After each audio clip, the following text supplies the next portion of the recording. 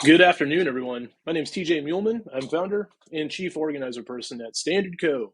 And we're here with another edition of Data in the Wild. We talk about data, talk about how to use data, and kind of walk through real world use cases of how people are utilizing our system or other systems to actually get answers to some of the problems they're trying to solve. So today, we're going to cover something that we get questioned on all the time. The differences between data lakes, data warehouses, and how does standard data fit into both of those things. I'm a database guy. I've been building databases for over 20 years, and I still struggle with the difference between a data lake and a data warehouse.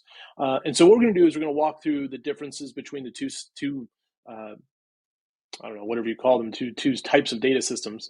And we're going to talk about how standard data, our platform, sort of plugs into that and is a little bit of both.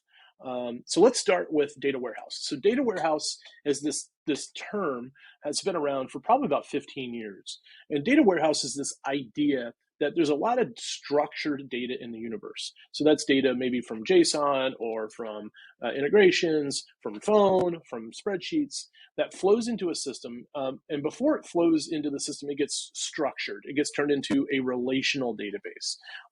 This is so that that data can be queried, it can be analyzed, and it can be leveraged to build dashboards and get answers to questions you might have. And the big thing here is this component right here is what we call an ETL, an extract, transform, load. This is the thing that really separates, I think, a data lake and a data warehouse. It sits in front of the warehouse, and it's what it really kind of decides where to store the data and how to take the data out of these native formats that they're in and put it into a format that can be easily queried and easily searched. And in this regard, standard data is definitely a data warehouse. We have a variety of tools that sit on top of our platform that organize the data into different database tables and data schemas, so that way we can then analyze that data. And this is a little bit different than most warehouses. Warehouses don't usually come with data collection tools. They usually come as sort of a standalone platform. You have some data collection thing. Maybe you're doing a CRM, or maybe you're doing your own analytics. You're pulling data out of your own system and pulling it into the warehouse. So we have tools that sit on top of our warehouse that organize the data for us. And that's what makes it a little bit unique. But let's talk about what a data lake is. Okay, so data lake, imagine all of those things that we just talked about. You've got your Excel, you've got your databases, you got XML, JSON, so on and so forth.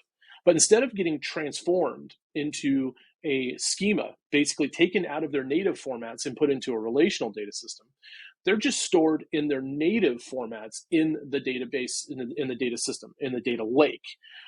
What this allows you to do is to quickly sort of dump data into this vast repository of data. It lets you get up and running really, really fast. It allows you to store a lot of data. It allows you to store data across multiple formats. And the advantage here is that it allows you to kind of not really worry or prepare quite as much for what you're going to do with that data down the road. The disadvantage with a data lake, though, is that it's not nearly as fast. But it's getting faster. Commodity hardware is definitely making that a lot easier. The data comes in sort of a raw format, so it hasn't really been organized that well. And so this presents challenges when you want to actually query that data. So imagine you have data in an Excel spreadsheet, and you've got data in a PDF, and you've got data in a log file, and you want to kind of query across those different formats. You need a programmer or a software developer or a data scientist to do that for you. The advantage to a warehouse is that it allows you, or it allows sort of non-programmer type folks to query the data, whereas a data lake kind of requires some technical expertise to become familiar with the data. Again, the pros and cons outweigh each other, so it just depends on what you're looking for. And let me just go ahead and say that most people are probably looking for a data warehouse because they're not working with the kinds of data that a data lake allows you to work with. Most people aren't dealing with megabytes and gigabytes of data and across multiple formats. They're usually working with just a couple of different formats. So the natural kind of question is, here I am, one of the founders of Standard Data and Standard Co, the company that owns Standard Data. What does this mean for us? Well, what this means for us is that we kind of sit in an intersection of both of these things. So we have a series of data collection tools. So that's iPhone and Android and Excel, Google Sheets, integrations with DHIS2 and other databases that allows us to pull data into our system, into a data lake in a raw format. Now, most of the time, that data comes into a structured database. A data lake can be a database, but it's in a raw format. It hasn't been cleaned, outliers haven't been detected, it hasn't been turned into an analytical file that Metabase or Power BI want to work with. And so it flows into this sort of raw format, and then it gets turned into a clean or data warehouse version where the analytical system can interrogate that data. And so I'm bringing all this up because we've rolled out a new version of standard data, or we'll be rolling out a new version of standard data that sort of incorporates all of these components to kind of bring a truly data lake to data warehouse transformation that I think is going to be really, really interesting. So the next part of this video is we're going to actually do a very brief demonstration of how this works and what it means for our clients. Okay, so here we are in the standard data dashboard. This is a test user that I have that I've set up a couple of different projects. And so over here on the right, you have the sample project. This is kind of a typical regular project, nothing unique about it. But a lot of our clients in the old version of standard data would just have a single project. All of our data gets organized into these projects, and data sets sit inside of the projects. But now we have this new concept of what we call raw and clean. The raw data being, as the data is collected on one of our tools, it flows into the raw version, and it stays there in that state forever.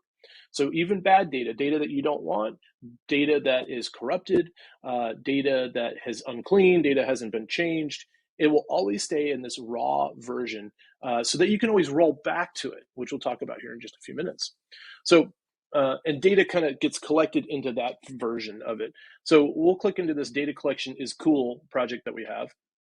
And we have a single data set, just one data set here, that is data can flow into it. Right now, we've configured it via web form, via Android, and via iPhone. So the one advantage to our system is that when you create a data set, it natively can flow into our system via one of these formats out of the box. Nothing really special needs to happen. We also support, again, integrations with a variety of other tools that need to be configured. But for the purposes of this demo, I'm going to show you real quick how to do this. So we're going to create a record here. So the name is Sally, and her date of birth is 11/13/1981. And her favorite color is purple. Okay, this is a real simple data set.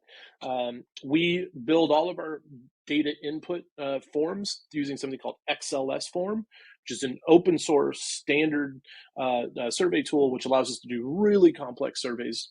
Obviously, this is not complex. It's really simple. But I'm going to go ahead and submit this data. So I can create another form if I wanted to, but I'm not going to. Come back over here. So let me refresh this. Okay, we now have two records in here, right? We created one earlier just to set this thing up, and we just created this one with Sally. And you can see that it was created just now. Her name is Sally, her date of birth, her favorite color, and then a unique ID.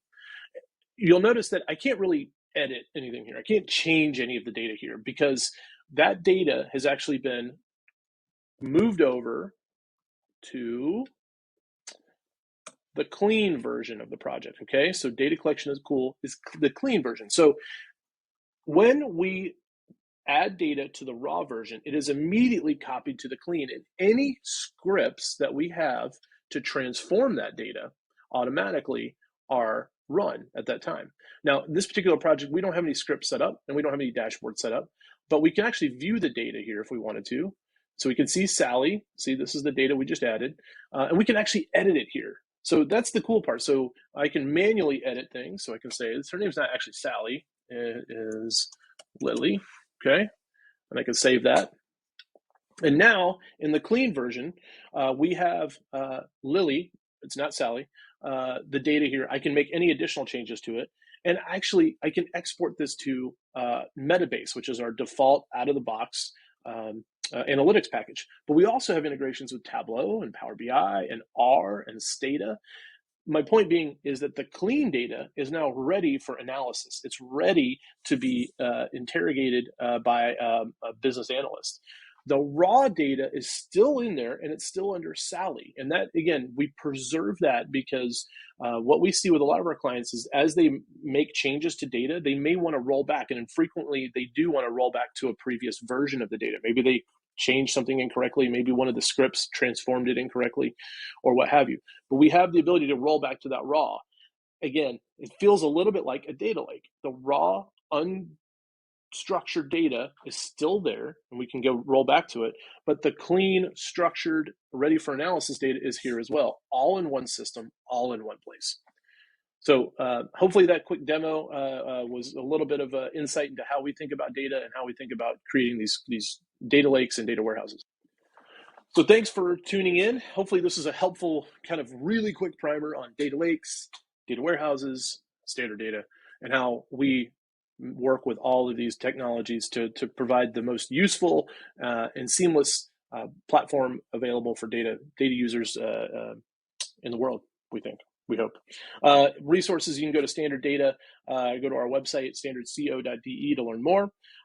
If you found this video useful, share it, tell your friends, and check back. We do a video every week. Thanks a lot.